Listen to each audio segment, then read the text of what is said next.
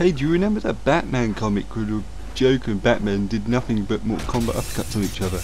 Neither do I, because that shit never happened.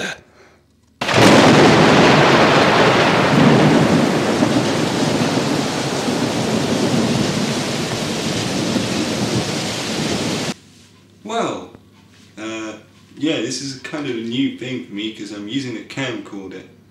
But anyway, reviews about this game, as you no doubt probably can tell. I was really looking forward to this game, being a big fighting game fan. Okay, so I'm not a massive Mortal Kombat fan, and I'm not a massive DC fan either, but, you know, it could work. Marvel vs. Capcom worked, although there was a good reason for that. Capcom, well, they've been making Street Fighter games and X-Men games for years. Both series suited 2D fighting games. Also, well, 2D was all the rage back then. Yeah, okay, they did start to bring in 3D, but it looked really shit. So if they did try to make it in 3D, it would look really shit. Well, today 2D stuff really isn't accepted, so we've got 3D Mortal Kombat with DC characters in it. Obviously concessions were made. Fight! Okay, as you can see, so far so good. It just looks like any other Mortal Kombat game, and it looks like it plays like any other Mortal Kombat game.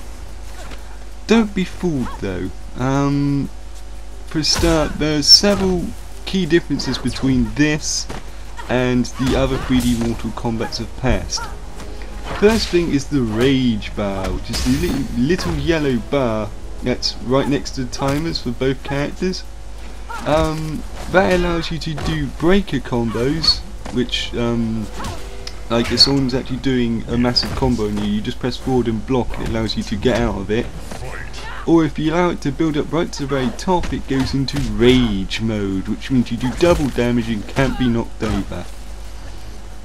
It can break the game in some instances with certain characters, mainly because they can just pummel you to death or you can't do anything about it. It forces you to go on the defensive if you've not got rage. You've also noticed that there's a lack of blood in this game. I mean, I'm playing the European version, so yeah, it's a bit more bloodier, but the American version is actually censored. So, they censored a Mortal Kombat game. You've not seen anything like this since, well, the SNES era, when Nintendo neutered their copy of Mortal Kombat for their consoles to make it more family friendly. Anyway, yeah, the fatalities are not particularly good. I'm not going to bother showing them because you can look them all up on game trailers or on YouTube anyway. There are two recent additions that they've added to this other than the rage bar though. I'm going to show you them right now.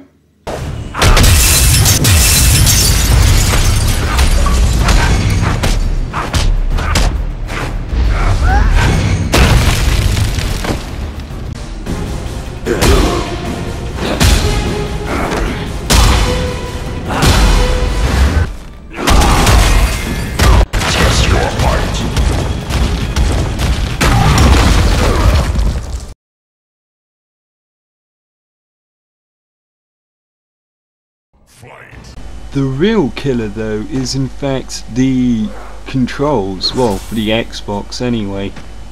Unless you've got a pad with a really good D-pad or a horizontal controller, you're not going to get much use out of this game. Ducking and jumping is almost impossible with the analog stick, and you have to keep constantly switching between the D-pad and the stick just to do it properly. My brother keeps accidentally hitting the pause button while doing it as well, which is quite funny. To jump, you actually have to hold the left trigger and press up and down. Why can they have made the left trigger 3D roam as opposed to jump and duck, which is what you'd be needing more in a fighting game? I just don't know. Anyway, if you're used to playing nice and fluid games like Tekken, Virtua Fighter, Soul Calibur, then you're out of luck. This game's stiff as fuck, and because of the really dodgy controls, the game basically just craps itself. when you try to do anything complicated. Oh, Mum! Mortal Kombat vs DC Universe has made a mess on the floor again. Another thing I'd really like to point out is what it says on the back of the box here. Fight in all new arenas, compete in sprawling arenas such as Gotham City, Earthrealm's Hell, and even merged arenas. One problem, they're all uninspired and incredibly shit. Seriously. Oh, and did I forget to mention that there are no pit fatalities? Come on, you remember pit fatalities in Mortal Kombat? You uppercut someone, they fall into something like a metro train or a bed of spikes. Yeah, well, that doesn't happen in this game. Don't know why. I'd just also like to show you guys the option screen. There isn't very much here, and that also goes against the game. The game will get boring very quick for a lot of casual fans. Arcade mode is self-explanatory. Story mode, you either get to play as MK or the DC side. Only lasts about 2 hours for each faction, and generally it's over within an evening. Combo challenge, you get to practice some really anal combos, so good luck getting the achievements for that.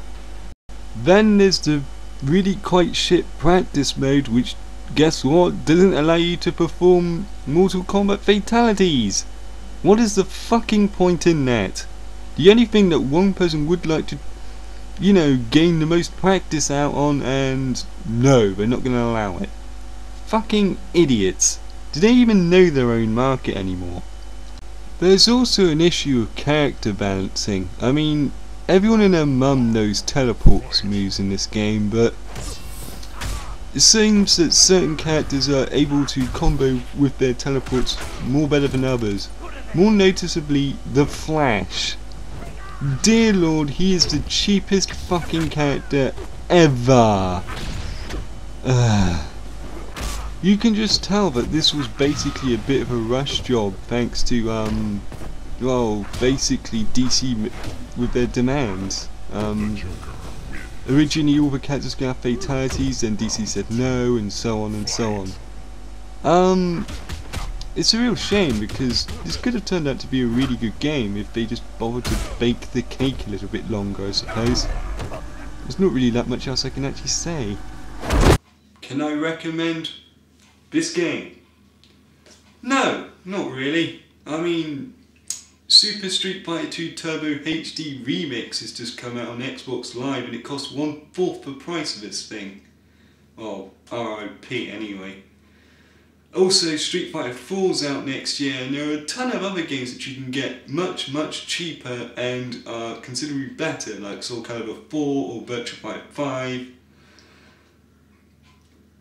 There's no real need to spend your money on this. I mean, unless you're a really big DC fan, I know a few of these people are, wait for it to drop down in price, then buy it. Don't buy it now, because even at 30 quid you're probably getting ripped off, in my opinion. Story mode's too short, arcade mode won't keep your interest for very long. The games mechanics, they're too complex for beginners to get into. I mean, like the advanced combos and stuff, while for higher end tournament players the game's too broken for any tournament play, so it's a lose-lose situation really. Anyway, this has been Danny from Wave 6, I'll catch you later. Bye! My anaconda don't want none unless you got buns, hun.